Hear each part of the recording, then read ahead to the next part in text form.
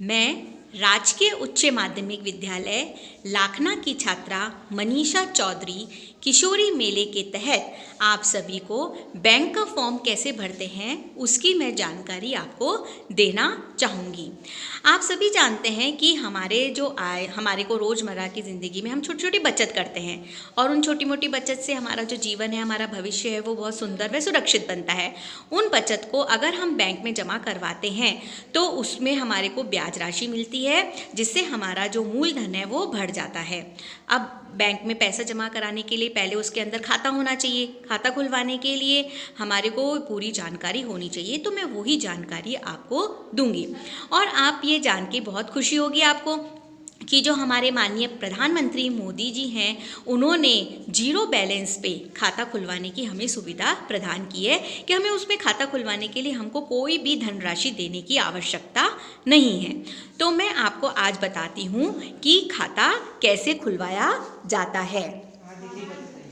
हाँ, तो देखिए, खाता खुलवाने के लिए हम सबको एक फॉर्म की आवश्यकता होगी। फॉर्म के साथ हमें अपनी 2 फोटोग्राफ, एक आधार कार्ड और राशन कार्ड की कॉपी, इसकी हमें आवश्यकता होगी। तो अब ये पहले, जैसे मैं बैंक ऑफ इंडिया का मेरे पास फॉर्म है, तो मैं आपको बताऊं, इस फॉर्म के अंदर सबसे पहले हमें क्या भरना है, शाखा भरनी है। शाखा हमने भरी है बालावाला, क्योंकि मेरे गाँव के पास बालावाला में है। उसके बाद हमको भरनी है दिनांक और उसके बाद मैंने यहाँ पे डाला है कि आपने न्यूनतम राशि हम इसके अंदर क्या प्रारंभिक रूप से क्या जमा कराना चाहते हैं। तो मेरे पास 2000 के बीच जमा राशि थी, तो मैं उसको जमा करवाना चाहती हूँ। अब इसके अंदर हम अपना आवेदक का नाम, प्रथम नाम भरेंगे मनीषा। इसको हम जॉइंट अकाउंट, मतलब हम अकाउंट जॉइंट में भी खुलवा सकते हैं। जॉइंट का मतलब है कि मैं अपने पिताजी के साथ अपना अकाउंट खुलवा सकती हूँ, लेकिन मैं आप में इसमें स्वयं का ही अकाउंट खुलवा रही हूँ। मैंने अपना नाम डाला मनीषा और यहाँ पे मध्यम नाम मेरा कुछ भी नहीं है, जैसे कोई लोग कुमारी लगाते हैं तो यहाँ कुमारी वगैरह डाल सकते हैं। और फिर मैं अपना भरना है उपनाम में मेरा नाम चौधरी है, तो मैंने इसलिए यहाँ पे इसमें चौधरी भर दिया। दूसरे कॉलम में ये विवाह पूर्व नाम है महिला आवेदक के लिए, मतलब जिनके नाम बदल जाते हैं विवाह के बाद, उनके लिए है, तो यहाँ पे ऐसा कुछ भी नहीं, तो मैंने इसको डैश छोड़ दिया। फिर आपका नेक्स्ट कॉलम है, इसमें आपको जन्म तिथि डालनी है। अपनी जन्म तिथि DD MM YY के फॉर्मेट में डाल दी है। DD मतलब दिनांक, MM मतलब महीना और YY मतलब वर्ष। फिर उसके बाद अपने को यहाँ पे वैवाहिक स्थिति मतलब अविवाहित या वैवाहिक डालना है, ये हमने डाला। उसके बाद हमारी राष्ट्रीयता भारतीय है और मेरा व्यवसाय छात्रा है, हमने छात्रा डाला। फिर उसके बाद हमने यहाँ पे पिताजी का नाम और माताजी का नाम डाला है। फिर उसके बाद यहाँ पे बैंक पूछ रहा है कि आपको बैंक से कौन कौन सी सुविधा चाहिए। जैसे बैंक हमको समय समय पे पासबुक, चेकबुक और ये सब प्रदान करता है, तो मुझे वैसे पासबुक की सुविधा चाहिए थी, तो मैंने पासबुक के कॉलम में टिक लगा दिया है। अब मैं आपको इसका जो दूसरा पेज है, इसको कैसे भरते हैं उसकी मैं जानकारी दूंगी। तो देखिए, दूसरे पेज के अंदर हमने जो यहाँ पे दस्तावेज़ जमा कराया है वो है आधार कार्ड। तो मैं आधार कार्ड की अपनी इसमें पूरी डिटेल भरूंगी। नीचे वाले कॉलम में इसमें मैंने डाला आधार कार्ड दिया है मैंने दस्तावेज, इसका नंबर क्या है, जारी कब हुआ था और कौन से स्थान से जारी हुआ है वो मैंने लिख दिया। नेक्स्ट वाले कॉलम में यहाँ पे है इसका पता, अपना पता हमको स्थायी पता देना है इसके अंदर। तो मैंने जहाँ पे मैं रहती हूँ, शहर, गांव और स्थान का नाम है, शहर, जिला, राज्य एवं देश, pin code, telephone number, email address, ये सब मैंने इसमें अंकित कर दिया।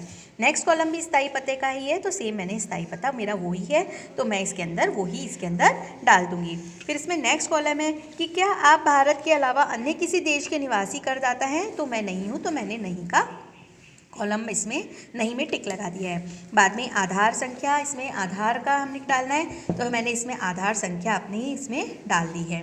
अब एक इसमें नेक्स्ट पेज के अंदर इसमें हमको परिचयदाता की जानकारी देनी है। परिचयदाता, जो मैंने आपको पहले भी बताया था कि परिचयदाता वो होते हैं जिनके उस बैंक के अंदर पहले से ही खाता खुला हुआ होता है, वो क्या कहलाते हैं, उस बैंक के परिचयदाता कहलाते हैं। तो मेरे एक जानकार है जिनका खाता पहले ही बैंक में खुला हुआ है, तो मैंने उनका नाम, उनका एड्रेस, पिन कोड नंबर, उनका मोबाइल नंबर और उनका सिग्नेचर, ये मैंने इसके अंदर डाला हुआ है।